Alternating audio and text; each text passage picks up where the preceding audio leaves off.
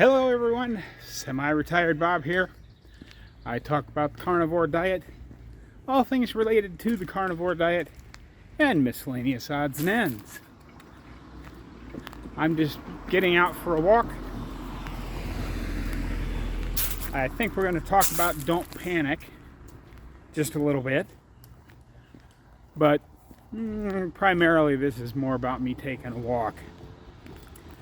For those of you that are new to the channel, welcome. I'm glad you're here. You may be wondering, Bob, what in the world am I watching here? Well, as I said, we're just going out for a walk here. You have tuned in to watch me walk. While I know this doesn't seem super exciting to most people, if you consider a little over a year ago I couldn't do this, then it gets pretty exciting. In fact, a little over a year ago, I could barely stand for more than 2 to 2.5 minutes without severe pain. Now I'm out here walking almost every day. I don't walk every day anymore because I'm doing my own yard work. I'm going to the swimming pool to walk there as hard as I can for a couple of days. I'm going to the gym and working out with weights a couple times a week. I'm doing a lot of other stuff. So walking is more my rest day exercise now than anything else. I'm not sure exactly where we're going, but we're going to walk around a little bit and talk about whatever comes to mind. But back to the point at hand. The whole purpose of this channel is to show you that it's never too late to change your life. I just turned 60 about a week and a half ago, and I'm in better shape now than I was in my 30s. It's been pretty amazing. And, you know, don't forget to like, share, leave me a comment down below. Yes, if I said I didn't want to grow my channel, I wouldn't be telling the truth. But the primary thing I want to do is get the message out there to everybody. For those of you returning to the channel, welcome back. I'm glad you're here. So don't panic.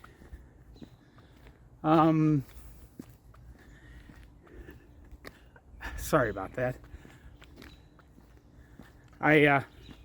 I've watched a few videos, as I always do, and one thing in particular, I saw something else that brought a different one to mind, so I'm going to talk about the different one first. There was a channel that I like a lot. They were doing a long-term fast, and they stopped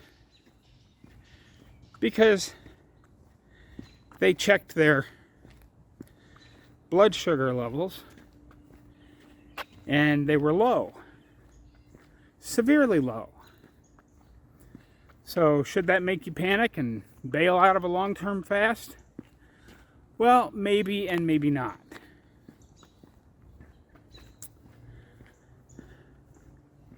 If you don't have symptoms, you know, if you see something that's way out of whack, like your blood sugar is really low during a long-term fast,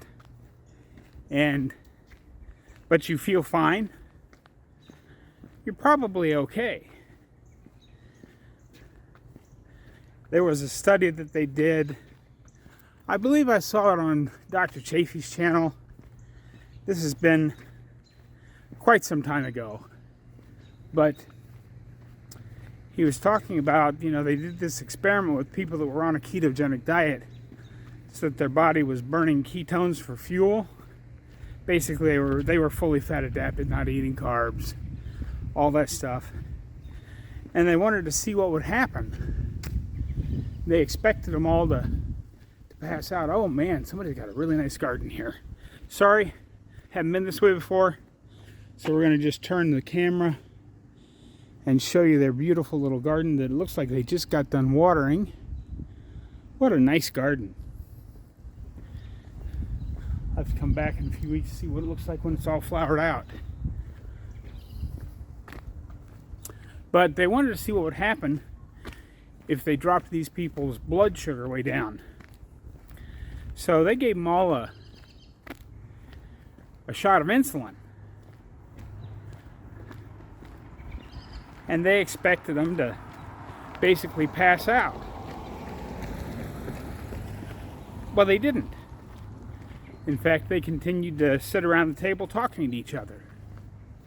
How'd that happen? Well, obviously, they were operating on another fuel source, not operating on glucose. Now, I'm sure there are many negative long-term effects of your glucose going that low.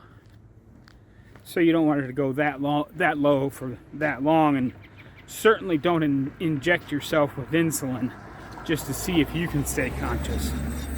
That's not a good idea. Remember, this was under doctor's supervision. But basically the whole point of telling you this little story is that don't panic.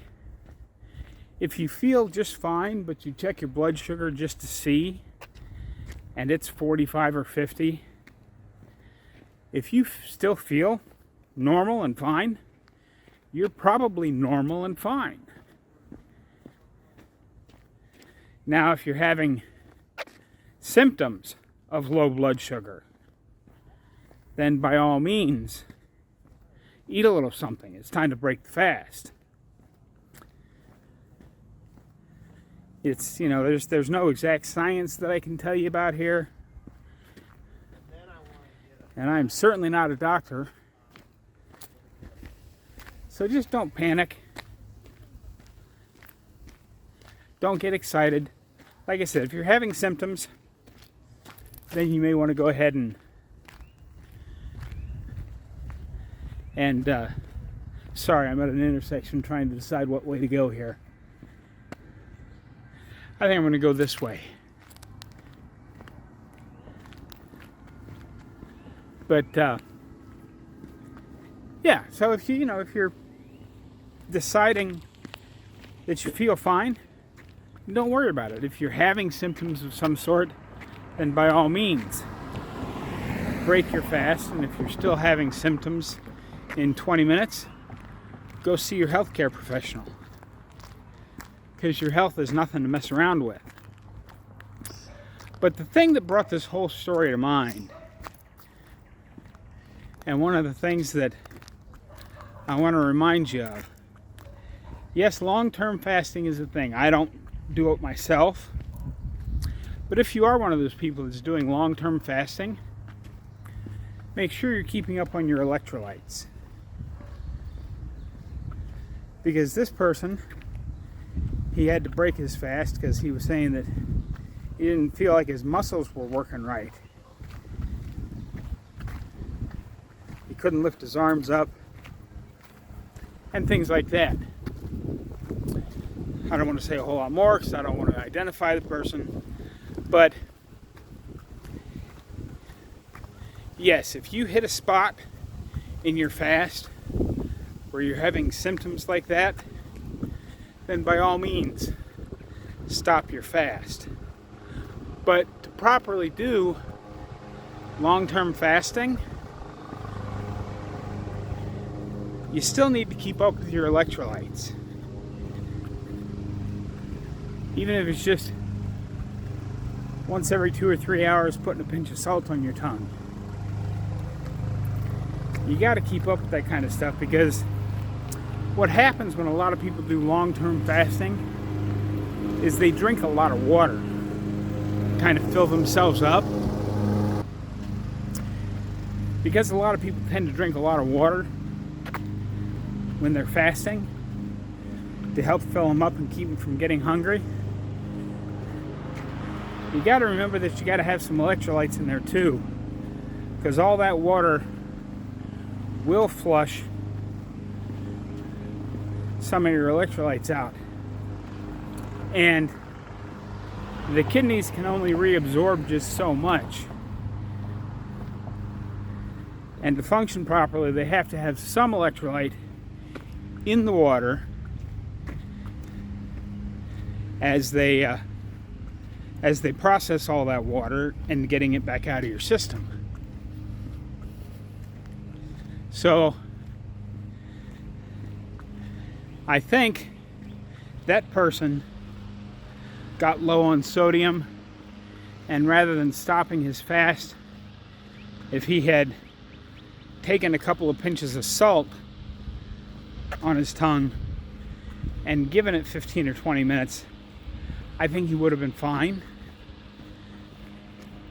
But again, I'm not a doctor. I can't say that for sure. And if there's ever any question while you're doing a long-term fast, either stop or consult your healthcare professional. Certainly don't rely on the word of a retired truck driver.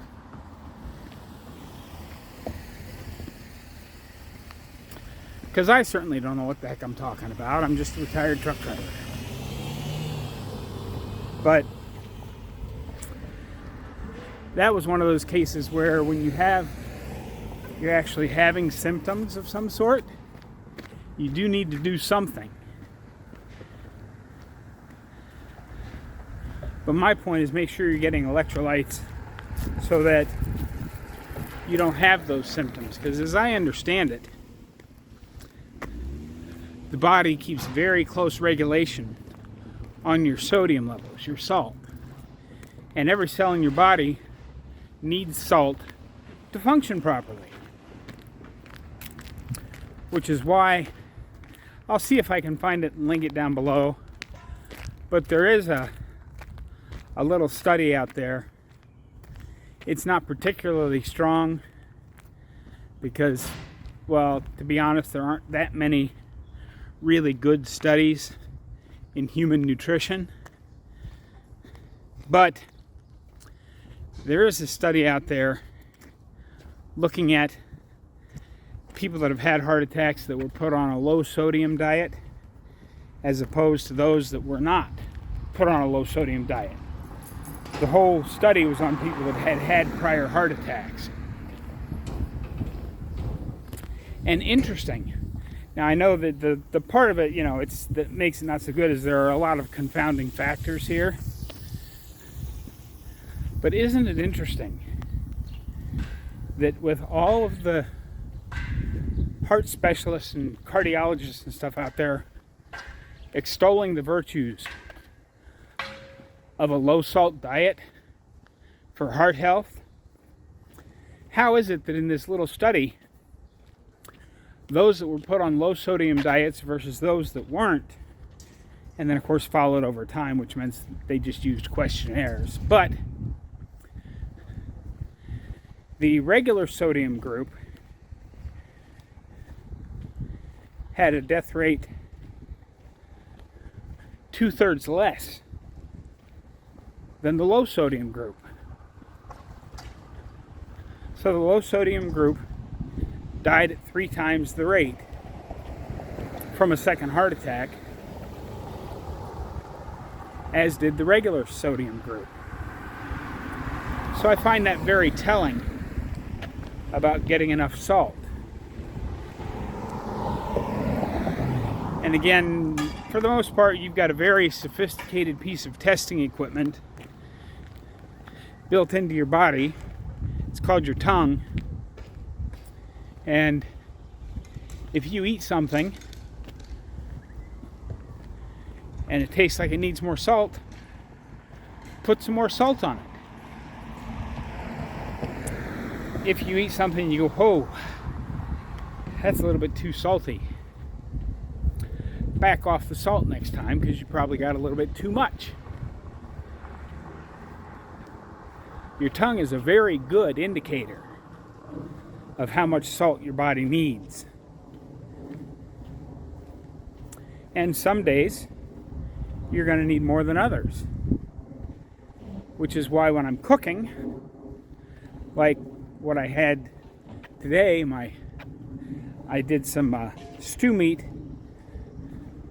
I did it low and slow in the cast iron. I put a couple big tablespoons of lard in there. And after it was melted and I got the lard heated up,